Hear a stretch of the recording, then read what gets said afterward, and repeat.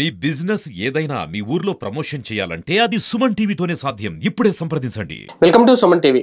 Kakinada parliament అభ్యర్థి ఎవరు అనేది ఖరారైపోయింది. ఇటు కూటమి అభ్యర్థిగా జనసేన పార్టీ నుంచి తంగెళ్ల ఉదయ్ శ్రీనివాస్ పేరు ఖరారు చేశారు ఆ పార్టీ అధినేత పవన్ కళ్యాణ్. ఇప్పటికే వైసీపీ కూడా దాదాపుగా ఒక అనకాపల్లి మినహా మిగిలిన 25 ఎంపీ సీట్లకు సంబంధించి అభ్యర్థులను ప్రకటించేసింది. ఈ నేపథ్యంలో కాకినాడ ఎంపీ అభ్యర్థిగా చలమలశెట్టి సునీల్ పేరు ఖరారైపోయింది. మొన్నటి వరకు తెలుగుదేశం పార్టీలో ఉన్న చలమలశెట్టి సునీల్ ఇప్పుడు తాజాగా వైసీపీలో చేరడం, వైసీపీ నుంచి ఆయన ఎంపీ అభ్యర్థిగా బరిలోకి దిగడం. ఇప్పుడు ఒక టఫ్ పోటీ ఉండబోతుందా అంటే తంగెళ్ల ఉదయ్ శ్రీనివాస్ వర్సెస్ చలమలశెట్టి సునీల్. కాపు సామాజిక వర్గానికి సంబంధించి ఓట్ బ్యాంకును ఇద్దరు ఎంతవరకు చీల్చుతారు అనేది దాదాపు ఒక 7 నియోజకవర్గాలను 7 అసెంబ్లీ నియోజకవర్గాలను సమన్వయం చేసుకుని ముందుకు వెళ్లాల్సిన బాధ్యత వైసీపీ ఇప్పుడు చలమలశెట్టి సునీల్ మీద పెట్టింది. అలాగే కూటమి టీడీపీ జనసేన బీజేపీ కూటమి అభ్యర్థిగా తంగెళ్ల ఉదయ్ శ్రీనివాస్ బరిలోకి దిగిన నేపథ్యంలో ఆయన ఒక మంచి బిజినెస్ టైకూన్ అని చెప్పాలి. తంగెళ్ల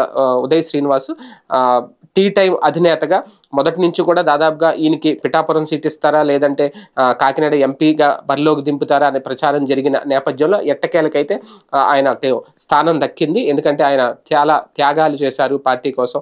ఆయనకి సీట్ ఇస్తున్నామంటూ పవన్ కళ్యాణ్ చెప్పడం అంటే పవన్ కళ్యాణ్ ఒక మెచ్చిన లీడర్ అని చెప్పాలి. పవన్ కళ్యాణ్కు నచ్చిన అభ్యర్థి అని చెప్పాలి కాకినాడ ఎంపీ అభ్యర్థి తంగెళ్ల ఉదయ్ శ్రీనివాస్. కాకపోతే ఎంతవరకు ఆయన గెలుపు సునాయాసం అవుతుంది, ఎందుకంటే ఇక్కడ కూటమి అభ్యర్థిగా బరిలోకి దిగిన నేపథ్యంలో ఖచ్చితంగా 2019లో పార్లమెంటు స్థానానికి సంబంధించి అప్పుడు ఉన్న ఎన్నికల ఫలితాలు, ఎందుకంటే అప్పట్లో వైసీపీ నుంచి వంగా గీత బరిలోకి దిగారు ఎంపీ అభ్యర్థిగా, ఆమె విజయం సాధించారు.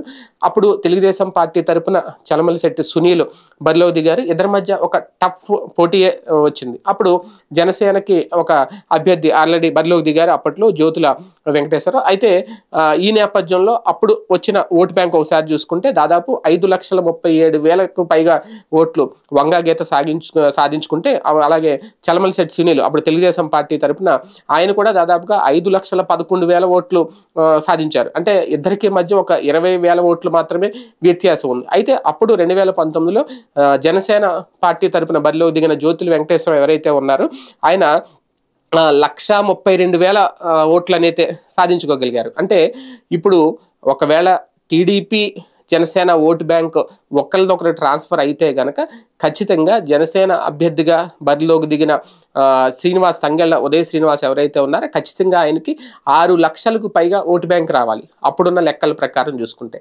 కానీ చలమలశెట్టి సునీల్ అంతకు మించి విజయం సాధిస్తాను అంటున్నారు. గతం కంటే ఎక్కువ మెజార్టీయే పెట్టుకున్నారు. ఇదంతా ఒక ఎత్తు అయితే కాపు సామాజిక వర్గం ఓట్ బ్యాంకు ఈ 7 నియోజకవర్గాల్లో అంటే కాకినాడ పార్లమెంటు పరిధిలో ఉన్న 7 నియోజకవర్గాలు ఏవైతే ఉన్నాయో ఇటు పెద్దాపురం నుంచి అటు తుని వరకు అంటే పెద్దాపురం, పిఠాపురం, కాకినాడ సిటీ, కాకినాడ రూరల్, అలాగే పత్తిపాడు ఈ నియోజకవర్గాల్లో దాదాపుగా కాపు సామాజిక వర్గం ఎక్కువ ఓటు బ్యాంక్ ఉన్న నియోజకవర్గాలు ఇవి ఖచ్చితంగా ప్రభావం చూపిస్తాయి.